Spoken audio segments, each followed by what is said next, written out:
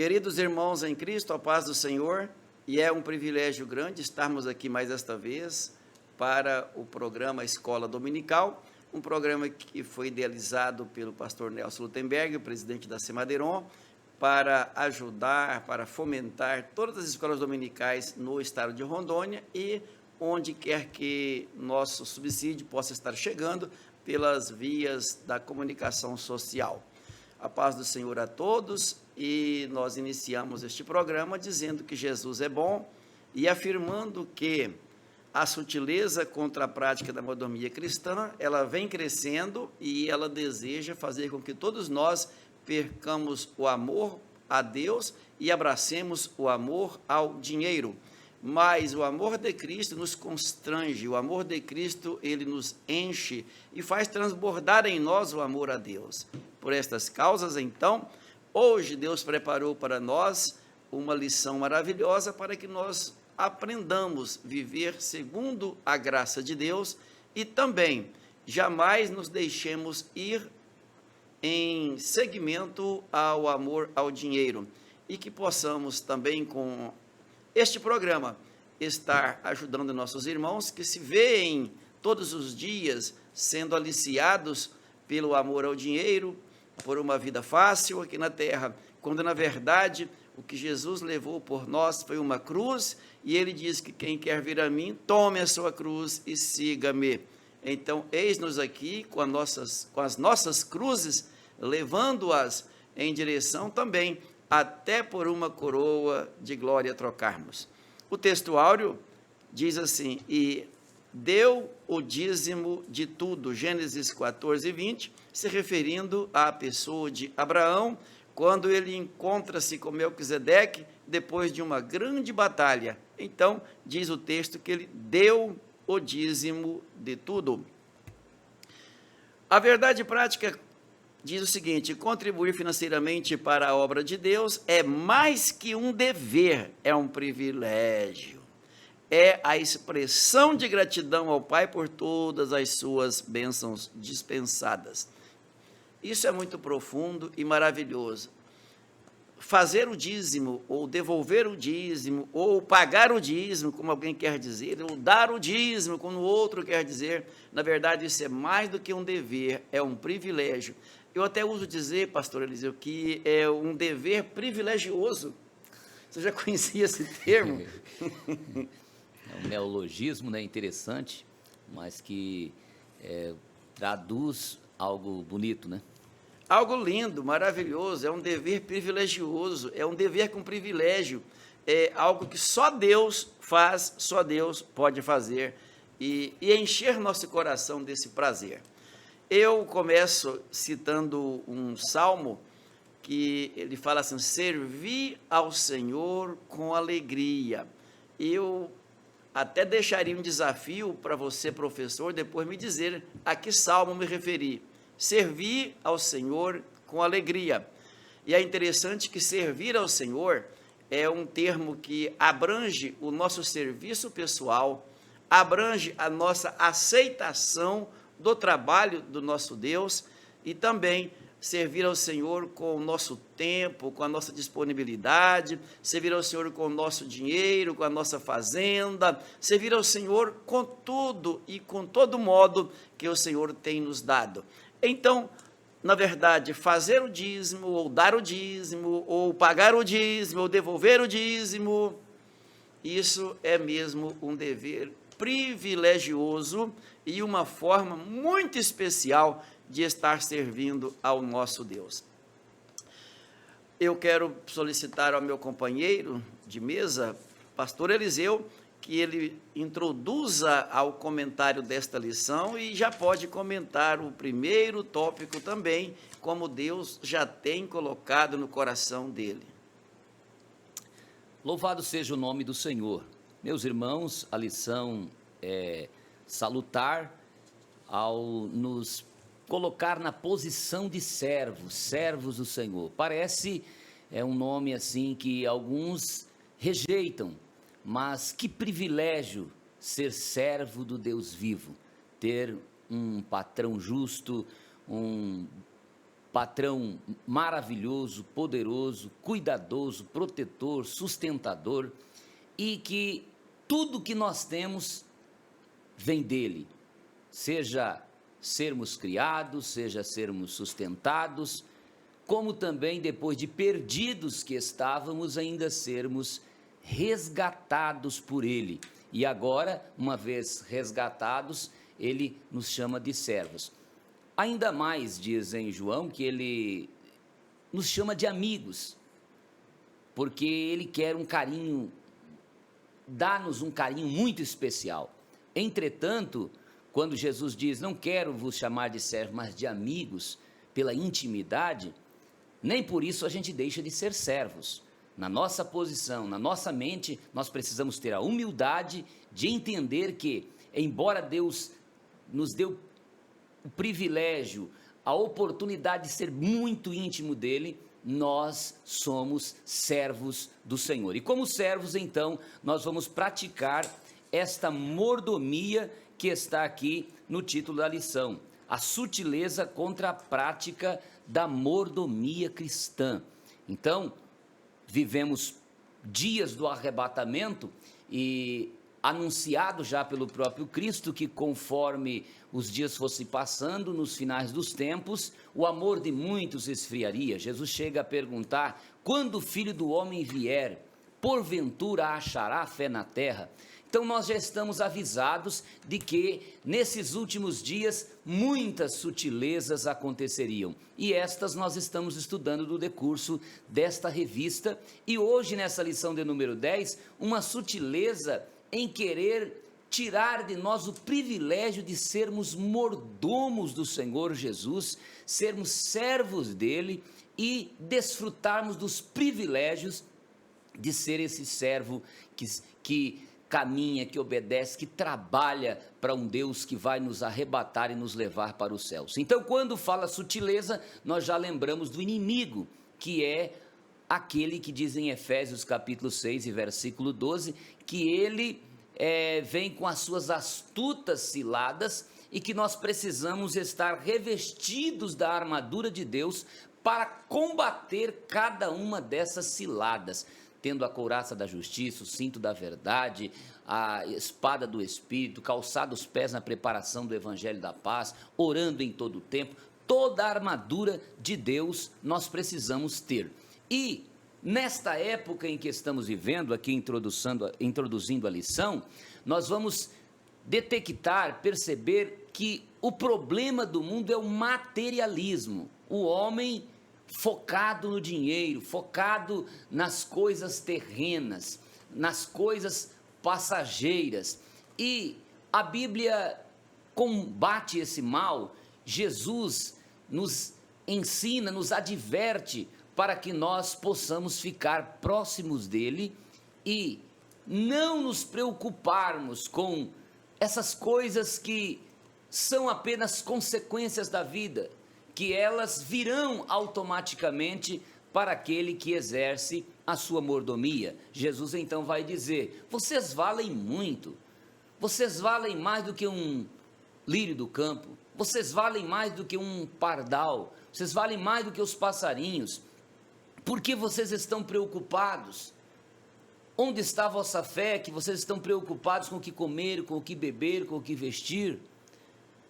Já olharam para os lírios do campo? Já olharam para as aves do céu? Elas não semeiam nem cegam, as aves do céu, e o Pai as alimenta. Então, nesse capítulo 6 de Mateus, Jesus vai encerrando, no versículo 24, concluindo esse assunto, já desde o versículo 19, dizendo, não ajunteis tesouro na terra, onde a traça e a ferrugem corroem, onde o ladrão rouba e mina, mas ajuntai tesouro no céu. Ele diz, você passa, a vida é muito rápida, o arrebatamento está aí, então não ajunteis tesouro na terra, onde a traça e a ferrugem corroem, onde o ladrão rouba e mina, mas ajuntai tesouro no céu. E o versículo 24, então ele diz, vocês não podem servir a dois senhores. E eu estava conversando aqui há pouco com o pastor João César, aqui,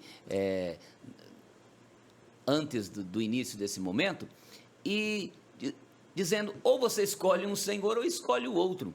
Então, quando nós primamos pelas riquezas, nós estamos escolhendo o Deus que Jesus chamou de Mamon, né, as riquezas, e acabamos tendo problemas em servir ao Deus verdadeiro, que diz: vocês não podem, ou servem um ou servem outro. Agora, como de repente a pessoa ter dinheiro, como nós temos muitos crentes que têm muito dinheiro, mas não deixam esse dinheiro ser patrão deles?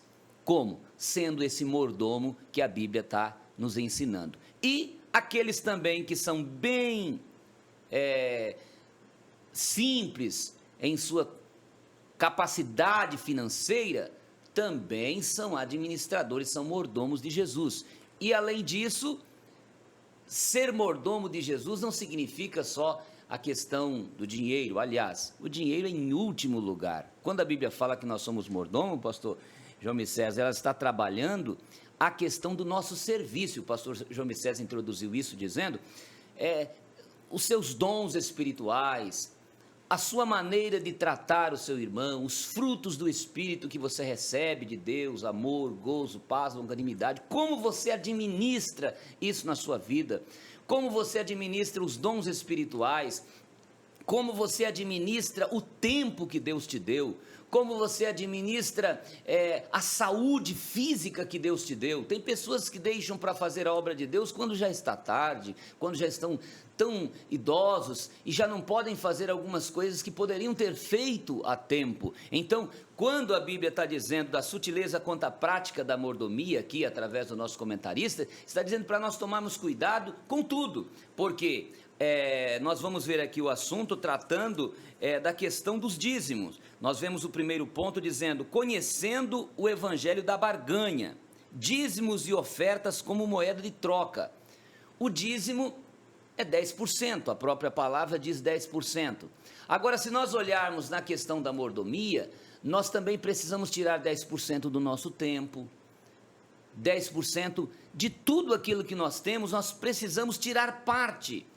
Nós precisamos de um devocional. Imagine um crente que não tem um devocional, que ao levantar ele esquece de orar, ou ora ali, uma oração tão rápida que não consegue nem falar com Deus direito, não tem um tempo para ler a Bíblia ali, um capítulo, 2, 3, como obreiros nós temos uma obrigação de ler pelo menos uns 3 capítulos, para que ao final de um ano a gente consiga ter pelo menos passado a Bíblia uma vez.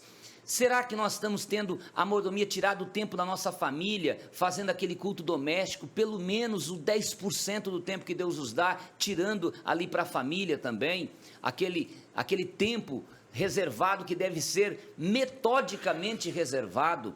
Então, em todos os aspectos, Deus pergunta para nós como está a nossa mordomia, mas o diabo diz: não precisa, você pode agir do seu jeito, você pode viver livre, você trabalha demais, você tem muitas obrigações, muitas preocupações, não tem que ficar preso a algumas regras, mas a palavra de Deus é o mandamento que continua da mesma forma. Então, aqui diz assim sobre os dízimos no sentido de ofertas, como moeda de troca. Nós vamos perceber que Abraão, lá o nosso patriarca, o pai Abraão, quando Adão pecou, depois que Adão peca vem uma grande multidão, Noé é levantado por Deus, depois que Noé é levantado por Deus, se salva ali no dilúvio 8 pessoas, passado aí mais uns 300 anos, levanta-se Abraão, porque a terra estava corrompida e Deus então escolhe Abraão para através dele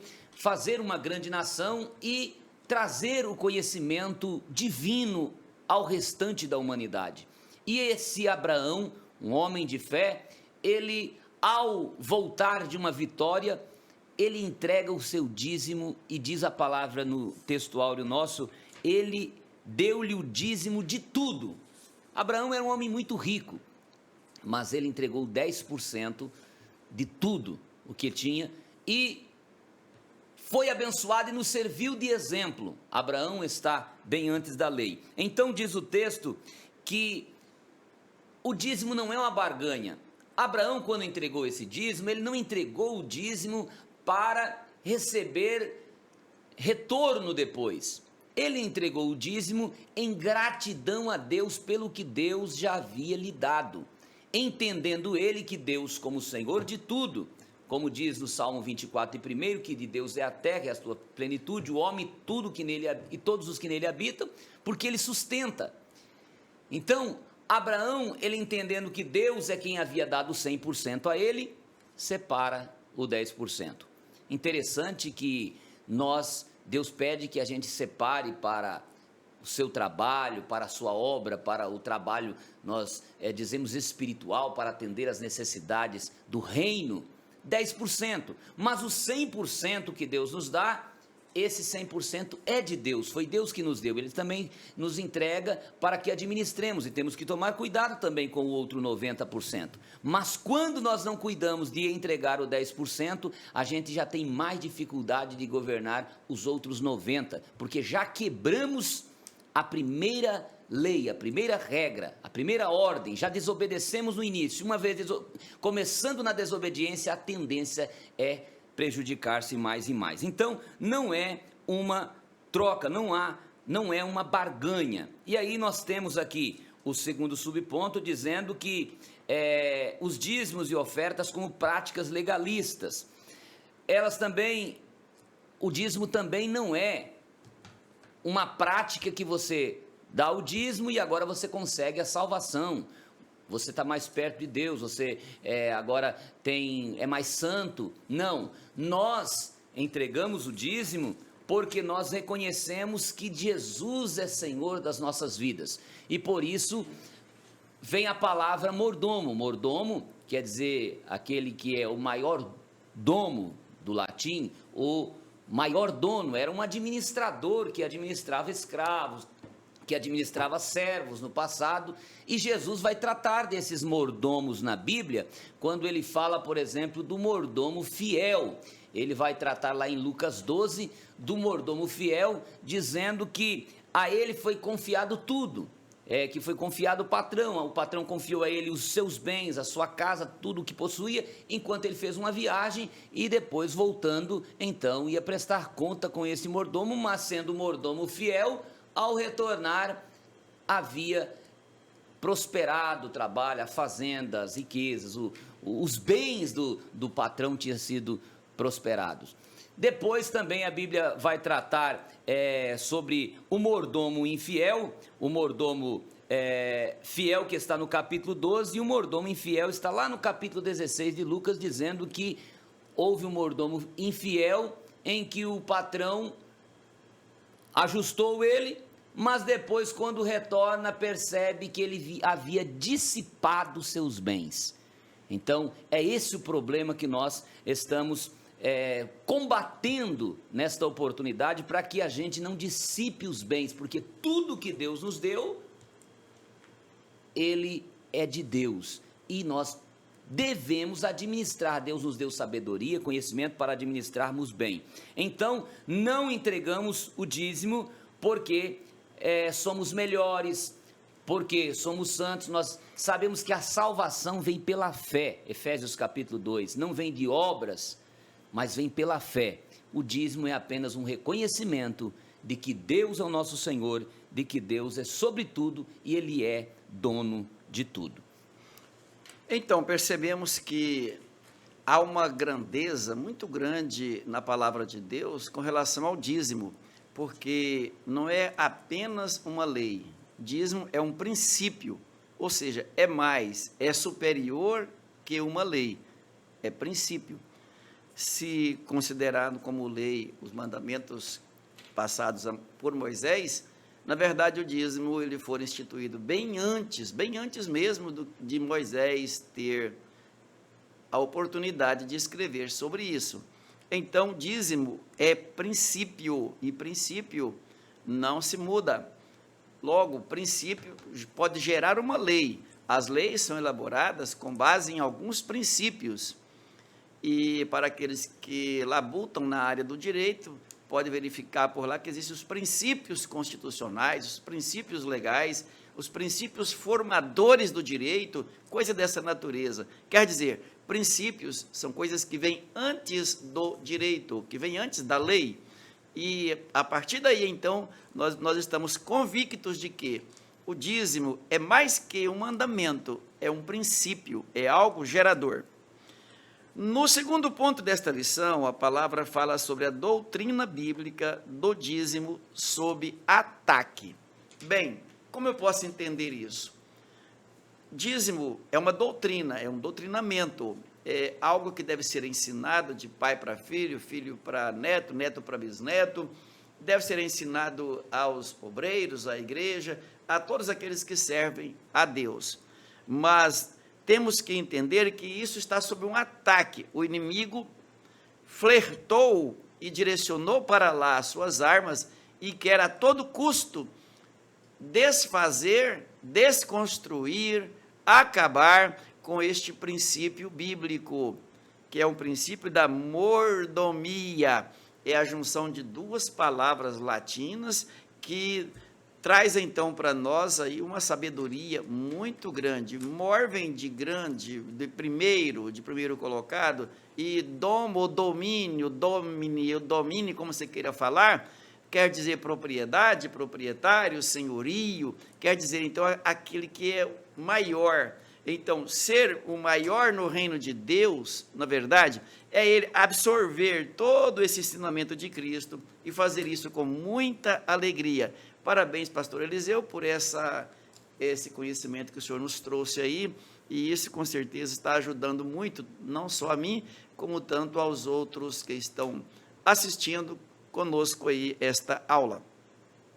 Vale ressaltar que o inimigo, então, ele está mirando com as suas armas sobre um princípio, porque se ele retirar um princípio que é algo valioso na formação do caráter, na formação da nossa identidade religiosa, cristã, ele consegue ir solapando, e esses alicerces e essa estrutura que é formada, ela acaba caindo, e se ela cair, desmorona tudo. Quer dizer, o inimigo mirou para lá suas armas e ele usa muitos argumentos para tentar desfazer aquele princípio que Deus estabeleceu sobre o valor, a importância do dízimo como contribuição para a obra do Senhor. Um dos ataques que o inimigo lança é que o dízimo ele é um preceito mosaico e não é, na verdade, um princípio. Então, o dízimo é mais um princípio do que um preceito mosaico. Como o princípio é algo que forma um preceito, ele está acima de, além de, maior que. Então percebamos que o inimigo, ele não quer apenas atacar esse preceito, mas ele quer atacar o princípio que gera esse preceito. Bem, mas a palavra de Deus, ela é autogarantida. A palavra de Deus, ela possui, meus queridos irmãos, essa validade absoluta e ninguém poderá retirar dela isso que ela possui, que é essa autovalia. A palavra de Deus é perfeita e ela não admite esse tipo de coisa, de ser solapada. Jamais o inimigo conseguirá. Só o crente permanecer firme, confiado no Senhor, e ele será sempre feliz, quer dizer, bem-aventurado em toda a sua jornada. Então, o dízimo, ele é mais que um preceito, ele é um princípio divino, é um princípio estabelecido pelo próprio Deus, para que a bênção dele possa fluir melhor em nossas vidas. Como diz os ingleses, aquele flow, aquele fluir da presença, da bondade, do amor e da bênção de Deus nas nossas vidas. Também pode-se dizer que quando nós primamos mais pela criatura do que pelo Criador, pelos benefícios do que pelo beneficiador, que é o nosso Deus, o autor da vida, o autor dos bens, pois o Salmos 24 diz que do Senhor é o céu, a terra, a sua plenitude e tudo que nela há. Valores, patrimônios, bens, na verdade, tudo pertence a Deus, tudo pertence a Deus. Por que eu amar, então, mais aquilo que foi criado do que o Criador? Se eu amar o Criador, tudo que foi criado é meu. Deus é o nosso Pai. E nas falas de Jesus Cristo, nós somos co-herdeiros com Ele das bênçãos do Pai. Ele nos fez seu co-herdeiro e herdeiro juntamente, quer dizer, a bênção já é nossa, ela está garantida para todos nós por nosso Senhor Jesus Cristo. Então, se tudo é do Senhor e nós também somos do Senhor, estamos em casa. Os bens são também nossos e não precisa de estar no meu nome especificamente para ser meu. Sendo do meu Pai, já é meu naturalmente, que eu aceitei como meu Senhor, meu Salvador, e agora eu o chamo de Pai, e Ele me chama de Filho. Gente, pastor Eliseu, tem como, assim, ter uma palavra que consiga agradecer isso, expressar isso, esse amor inigualável de Deus? É impossível, uma profundidade sem explicação, né, pastor? Ser filho de Deus, ser cuidado de Deus, aquela parábola do rico e pródigo, né? O filho pergunta para o pai, mas pai, o senhor nunca deu nem um cordeirinho para mim, para que eu possa sacrificar, agora vem esse irmão e o senhor perdoa ele. Aí o pai diz assim, meu filho, você está muito O senhor até mata um atrasado. cevado para fazer uma festa, né? Aí diz assim, tudo que é meu é teu, meu filho. Por que você me diz uma palavra dessa? Você me entristece dizendo um negócio desse, né? Oh, maravilha. É tudo você tem liberdade, tudo que é meu é teu. Agora, às vezes as pessoas utilizam isso, pastor, para querer controlar a vontade de Deus. Nessa lição hoje nós temos aí esse fato nós temos a teologia da prosperidade, e as pessoas dizem, quanto você semear, Deus vai te dar em dobro. Aí Deus, eles colocam Deus como uma obrigação, como obrigado a retribuir a pessoa. E por isso é que a Bíblia é clara e vai nos apresentar como Deus sendo nosso Senhor e nós entregando aquilo como gratidão, lembrando que Jesus foi pobre, Jesus nasceu numa manjedoura, Paulo fazia o trabalho, mas com um árduo sacrifício, às vezes não recebia nem oferta, mas em outros momentos ele agradecia pelas ofertas dos irmãos. Nós encontramos em 2 Coríntios 9 a gratidão de Paulo, né, por todas as contribuições, e dizendo que aquilo ali era um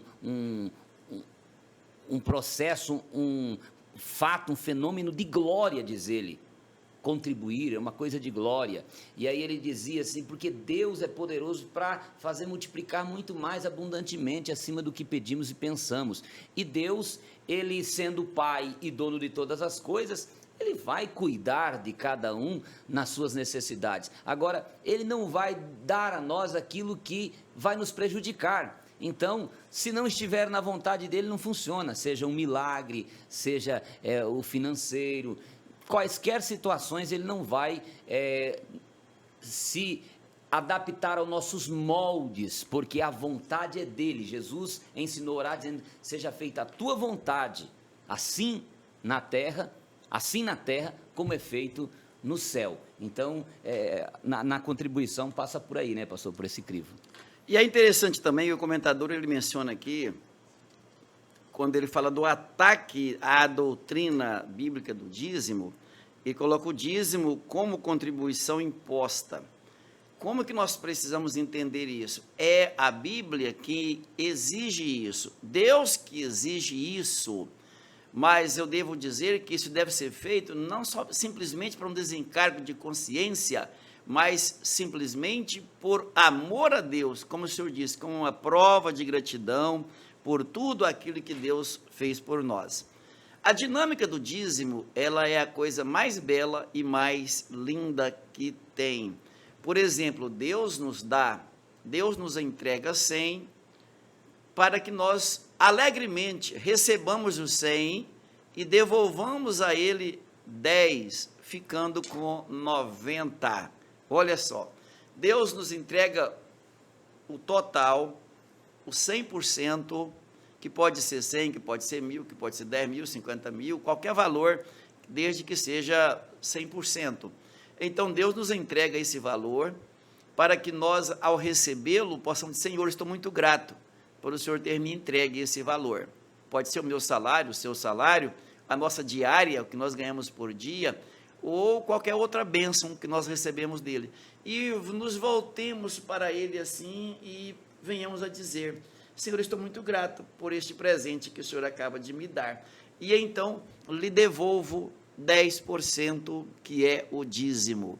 Ele dá sempre 100%, para que nós devolvamos alegremente 10% e fiquemos com 90%, como nosso irmão Eliseu já falou logo no início do seu pronunciamento aqui neste programa. E há uma coisa que nós precisamos entender bem entendido, é isso mesmo, são as bênçãos decorrentes do dízimo, não há barganha. Quando nós fazemos isso com alegria, dela nos advém algo muito especial. Eu vou mencionar algumas aqui aos irmãos, e o nosso irmão Eliseu está com oportunidade para comentar a hora que ele desejar. Por exemplo, ele fará que haja mantimento em sua casa. Ele fará que haja mantimento em sua casa, na própria casa de Deus. A casa de Deus é a casa do Pai. A casa do Pai é a casa de todos os filhos. Quando tem mantimento na casa do Pai, tem mantimento na casa de todos os filhos. Todos os filhos, eu me refiro a uma família que respeita essa hierarquia, que respeita a palavra de Deus, e assim sucessivamente. Então, eu chegava, que meus pais já dormem no Senhor, mas enquanto eles eram vivos, eu chegava na casa do meu pai, a qualquer dia, a qualquer horário, em qualquer momento, e eu chegava, eu ia na cozinha, eu ia nas panelas, e de lá, se eu ainda não tivesse almoçado, poderia ser meio-dia, 1h, 2h, meia-noite, qualquer hora que eu chegasse: mãe, eu estou com fome. E a gente já ia direto da geladeira, ia direto lá nas panelas, que minha mãe era uma mineirona daquelas abençoada, que todo dia era uma panelona de arroz que ela cozinhava e um caldeirão de feijão, ficava o tempo todo em cima do fogão a lenha lá, e quentinho, qualquer hora tinha comida quentinha lá na casa da minha mãe. Então, a hora que eu chegava, era a hora que nós comíamos, e isso não tinha aquele negócio: não vou mexer na panela, não vou abrir geladeira, não. A casa da minha mãe e do meu pai era a minha casa. A casa de Deus é a nossa casa, a minha casa, a sua casa. Tendo mantimento na casa de Deus, a sua casa própria está abastecida, a minha casa está abastecida, a nossa casa está abastecida. A segunda premissa e vantagem do dízimo é: o Senhor deixará se faça prova de si. Absurdo, mas é verdade. Deus permitir, o Deus grandão, o Deus soberano, o Deus todo-poderoso, o Deus dono de todas as coisas, o Deus criador, o Deus Senhor, permitir que um servo, quase um ninguém, quase um nada. Bem, Isaías, ele desfaz esse meu entendimento e fala que é menos que nada. Eu acabo ficando com o profeta Isaías, porque é a palavra de Deus. Então, perceba que Deus permite que o menos que nada faça teste nele. Faça prova nele. Então, ele permite que isso, e depois fazei prova de mim. Ele permitiu isso. E quando o crente faz isso, respeitosamente, porque tem pessoas que são abusadas. Aí, todo arrogante, ele não goza da bênção de Deus. O arrogante, essa pessoa que é soberba, Deus não aprova seu comportamento. Ainda que Deus ame essa pessoa, ele não aprova esse comportamento. Ele reprova, ele abomina isso. E ele deseja que essa pessoa, enquanto há tempo, se arrependa e mude de comportamento. Então, Deus permite que seus servos façam prova dele. Que tipo de prova? A prova que ele desejar fazer, e com certeza Deus irá responder a esse momento de prova. Eu tenho lido a respeito de algumas obras missionárias, de alguns trabalhos, e quando os irmãos em extrema dificuldade fazem prova de Deus, e Deus tem se manifestado bondoso, maravilhoso, tem ouvido quando o seu servo faz prova, e ele responde, afirma e positivamente a essa pessoa. uma terceira consequência ou benefício do dízimo é que o Senhor abrirá as janelas do céu e derramará a bênção sem medida. Coisa preciosa, hein, pastor? Meu Deus do céu, o céu tem quantas janelas, pastor? Meu Jesus. E como é verdade, né, pastor? Não tem como fugir disso. Como perdemos, e aí alguém fala, mas falar em dízimo é falar em dinheiro. Não, falar em dízimo é falar em gratidão, é falar em bênção, é falar em receber vitórias da parte de Deus, porque Deus vai dar na medida do possível. Repito, Ele não vai fazer além daquilo que você precisa ou vai te prejudicar. Às vezes tem pessoas que não podem ter um carro que ele fica tão orgulhoso que vai ter problemas. Então Deus não vai dar para ele o carro naquele momento, mas Deus sabe o que pode ser dado. O certo é que não vai faltar o que precisa. Então Ele vai abrir a janela do céu de uma forma profunda, de uma forma abundante para aquela pessoa. O senhor permite eu dar um testemunho a esse respeito? No meu tempo de jovem, eu tinha por volta de 23, 24 anos, eu lia muito, graças a Deus eu lia bastante, e eu estava muito influenciado pela teologia do Po Yung Shu, que depois virou David Yung Shu. Aquele negócio que, ao pedir a Deus, você anota num papelzinho, diz o que você quer, o ano, a cor, o jeito e tal, etc. Então, eu, influenciado por aquela teologia de Po Yung Shu, eu fiz um pedido para Deus, que eu queria uma F1000. Quando lançou a F1000, logo que lançou a F1000, então eu pedi a Deus. Eu vi aqueles empresários passando de F1000, é como se passasse de Hilux hoje, essa Hilux novinha aí, esse negócio, como é que chama lá? SW4, né? SW4, né? Tem a Land Rover, tem uns carrão aí, muito lindo. E eu vi as pessoas passando com aquele carro, e influenciado por essa teologia, eu pedi, Senhor, então me dá um carro desse. Aí eu falei, eu quero um F1000 marrom, 0 quilômetro, e ela era até degradê a cor dela, e eu anotei aquilo tudo e pedi. Tudo. Exatamente, especifiquei e pedi a Deus. A coisa mais linda é o jeito que Deus falou comigo. Eu só tinha uma bicicleta na época. Eu tinha a bicicleta e tinha a esposa. E uma casinha bem pequenininha, de madeira, para morar.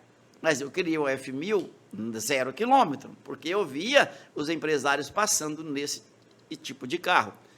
Aí Deus falou comigo, conversou comigo assim, Jorge César, você me pediu F1000, eu posso te dar F1000, mas deixa eu lhe perguntar, você tem a garagem para pôr F1000? Eu digo, não tenho. Vai ficar no sol, vai estragar, ou na chuva. A sua casa é murada para você guardar a sua F1000? Não, senhor. Minha casa tem uma cerquinha de madeira ainda caindo ainda os pedaços, ela está apodrecida. Então, você consegue pagar um guarda, então, para cuidar lá da sua casa e guardar esse carro que eu vou te dar? Eu disse, não, senhor, eu não consigo pagar o guarda. Eu ganhava um salário mínimo por mês. Aí ele me perguntou mais 3 coisas. Você consegue pagar o imposto da F1000? E o seguro da F1000? E trocar o amortecedor da F1000 na hora que ela precisar? Eu respondi, não consigo. Ele disse, então faça o seguinte, mude a sua oração, peça que eu te fortaleça. O que ele me disse? Peça que eu te fortaleça, que eu te estruture, e aí eu te darei. Senão, eu não estarei te dando uma bênção, te darei um problema. Você terá que passar a noite inteira lá vigiando seu carro, você não vai dormir, você vai morrer lá, tentando cuidar de uma coisa que é apenas acessória. Então, eu parei de pedir. Aquela F1000, Senhor, me fortaleça, me estruture financeira e economicamente. E vagarmente o Senhor foi me estruturando. E quando eu menos esperava, o Senhor me deu o carro que eu pedia. Não mais um F1000, mas me deu um carro compatível com a F1000. Quer dizer, o Senhor me estruturou, me fortaleceu. O seguro de uma caminhoneta é no mínimo R$4.000, o imposto do F1000 é no mínimo, da F1000, de uma caminhoneta nova, é no mínimo R$4.000, e isso são despesas fixas por ano. E, no mínimo, R$ 12.000 de despesas fixas por ano para possuir uma caminhoneta. Além de ter aquela revisão normal, que nenhuma revisão fica por menos de R$ 1.000, você terá que fazer pelo menos 4 revisões por ano e por aí afora. Então, é melhor pedir para Deus: Senhor, me fortaleça, me estruture para que eu possa possuir todas as bênçãos que o meu Senhor desejar me dar. Mas o que me impressiona não é que foi que ele cumpriu a promessa, é o zelo dele para comigo, para que eu pudesse possuir. Maravilha, né, pastor? E aí o Malaquias 3:11 continua ainda com mais algumas bênçãos, né, pastor? Temos aqui a quarta bênção: além de abrir as janelas do céu e derramar bênçãos sem medida, o Senhor repreenderá o devorador para que não consuma o fruto da terra. O Senhor repreenderá o devorador para que não consuma o fruto da terra. Naturalmente, Deus faz isso com os seus filhos. Ele repreende a doença, repreende a enfermidade, ele repreende o maligno, que é o devorador, repreende tudo isso aí em favor daqueles que ele serve com alegria, devolvendo, entregando, pagando. Do jeito que você quiser falar, o resultado será o mesmo. Quantos livramentos que Deus nos deu e nós não sabemos, mas a eternidade vai nos revelar, né? Lá, você lembra que o profeta Joel fala de 4 tipos de largatas ou gafanhotos, que são devoradores, destruidores, migradores, cortadores? O Senhor repreende tudo isso e abençoa os seus filhos. Tem mais, pastor. O Senhor fará que a vossa vide no campo não seja estéril. Que privilégio. É a vide, é a fazenda, né? O gado, aí resume tudo. A lavoura. Né, a lavoura, tudo isso. Tudo que possuímos. Né? Tem mais uma. Todas as nações vos chamarão de bem-aventurados. O Senhor dará visibilidade e dará reconhecimento. Todas as nações lhe chamará de bem-aventurado. Mais do que feliz, né, pastor? Mais que feliz, coisa maravilhosa. Gente, o tempo está passando e nós temos que finalizar pastor, nossa eu queria lição. perguntar para o senhor, onde é que se deve dar o dízimo? Às vezes as pessoas têm boa pergunta, dúvida. Pastor. Onde entregar, onde dar, onde pagar, onde fazer o dízimo, onde devolver o dízimo? No local que você congrega. É lá na igreja que você congrega que é o lugar de você entregar o dízimo. Exatamente isso. Se você congrega numa congregação, aí tanto faz você entregar na congregação ou na sede da congregação, que é a mesma coisa, é o mesmo campo, é a mesma igreja, é o mesmo pastor que cuida lá. Quem congrega em Espigão do Oeste, olha aí, quem congrega em Espigão do Oeste deve entregar o dízimo em Espigão do Oeste. Para quem está cuidando, né, pastor? Às vezes as pessoas mandam o dízimo para longe. Quando fica doente, quem vai visitar essa pessoa? Quem vai passar a noite, às vezes, alguém orando. Precisa de um remédio, precisa de uma visita, precisa de um atendimento. Quem vai fazer isso? Quem está próximo. Então, onde a gente congrega, onde a gente está, é ali que a gente deve devolver nosso dízimo. É assim, né, pastor? Qual obreiro que vai reformar a sua igreja, que vai construir a sua igreja, que vai comprar banco, ventilador, ar-condicionado, ajeitar a pintura, é onde você congrega. Você congrega num local e manda o dízimo lá para São Paulo, para o Rio de Janeiro, você vai continuar congregando na igrejinha feia. Agora, se você entrega o seu dízimo, onde você congrega, então a sua igreja terá um porte melhor, a sua igreja terá melhores condições de atender a membresia e as pessoas da comunidade de modo geral, que lá vão congregar, que lá vão visitar, que lá vão aceitar a Jesus Cristo como Salvador. Consegui responder, pastor? Ótimo, pastor, exatamente, muito boa resposta. Outra pergunta, pastor, qual a diferença entre o dízimo e ofertas? Há uma diferença entre dízimos e ofertas, né? Porque são princípios diferentes. Como assim? o dízimo, a Bíblia já deixou estabelecido o valor. O próprio nome já diz, 10%, é uma dízima, 10ª parte. A oferta, tem 2 tipos de ofertas. A oferta voluntária, a pessoa doa o que quiser, quando quiser, do jeito que quiser. Porém, a oferta alçada é uma oferta com valor específico. Você pode doar R$100, eu já falei um valor que eu gostaria de receber. É que nós estamos construindo, nós estamos reformando e precisamos comprar isso ou aquilo, então precisamos disso. Então, a oferta alçada, ela vai com valor estabelecido e com uma finalidade única, específica. Olha, fulano de tal está para viajar, vai ser operado, tem uma cirurgia a fazer, vai custar tantos mil e nós precisamos de arrecadar esse valor para ajudar esse irmão. Então, quem pode contribuir com tal valor, com tal valor, com tal valor e etc. A oferta voluntária é aquela que é feita em todos os cultos. Então, ali cada um oferece o valor que deseja. Eu gosto muito de ofertar aquele valor que Deus põe no meu coração, porque eu oro a Deus e às vezes eu passo o dia orando, Senhor, com quanto você quer que eu oferte hoje, que eu contribua hoje, voluntariamente? Às vezes estou indo para a igreja e eu pergunto, Senhor, e na hora da oferta, quanto você quer que eu oferte hoje? Às vezes na hora do culto e na oração que se faz para fazer a oferta, eu pergunto, Senhor, com quanto o Senhor quer que eu oferte? Então, eu gosto muito de ouvir isso, aquela coisa que vem assim, lá, oferte tanto, oferte tanto, oferte tanto.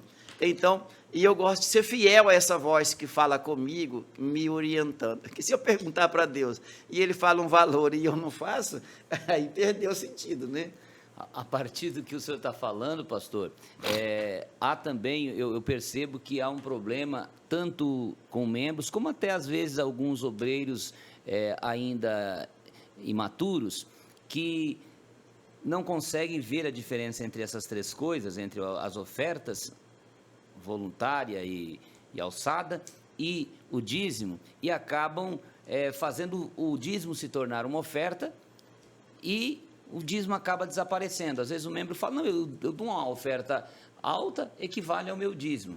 Isso não substitui, né, pastor? E ainda traz um problema para o reino, porque, de certa forma, a pessoa acaba tendo esses prejuízos, que as promessas estão ligadas à obediência conforme a palavra de Deus, né? Quando o membro fala assim, olha, eu vou entregar um dízimo, mas é para construção. Então já não é dízimo mais, já virou oferta. É isso que o senhor está querendo diferenciar, né? Então, quando eu dou a destinação para aquilo que eu estou doando, na linguagem jurídica, eu estou fazendo uma doação onerosa, com cláusulas, uma doação clausulada.